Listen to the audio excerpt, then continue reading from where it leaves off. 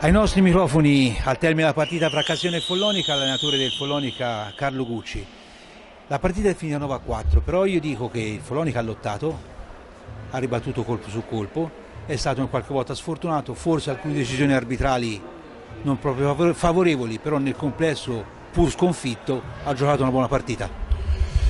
Una buona partita, buonasera a tutti innanzitutto e complimenti al Castiglione che ha fatto la sua partita e ha vinto con un risultato abbastanza netto. Buona partita da parte nostra? No, non è stata una buona partita, chiaramente abbiamo sbagliato tanto, abbiamo sbagliato in fase di possesso palla, non cercavamo il possesso lungo, eravamo frettolosi e andavamo in porta un po' così a volte a caso. Qualche cosa abbiamo visto, siamo una squadra in costruzione e credo che ci sia stato un qualcosa che perlomeno per me è stato positivo, quello sì.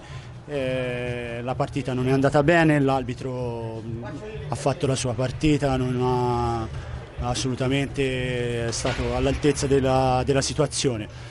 Niente, noi torneremo a lavorare in allenamento, è l'unica cosa da fare.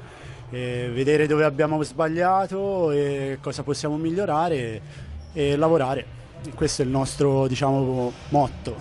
Quindi per ripartire dalle cose buone che sono viste stasera, per cercare di far crescere ancora a livello di questa squadra, una base è già buona, ci sono alcune individualità molto notevoli, quindi ripartire dalle cose buone di questa partita per impostare poi un lavoro che nel tempo vi porterà a migliorare ancora di più.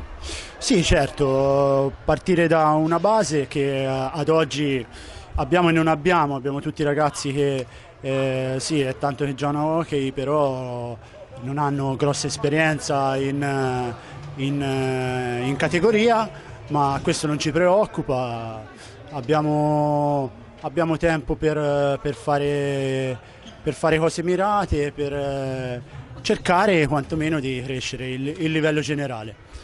Siamo fiduciosi.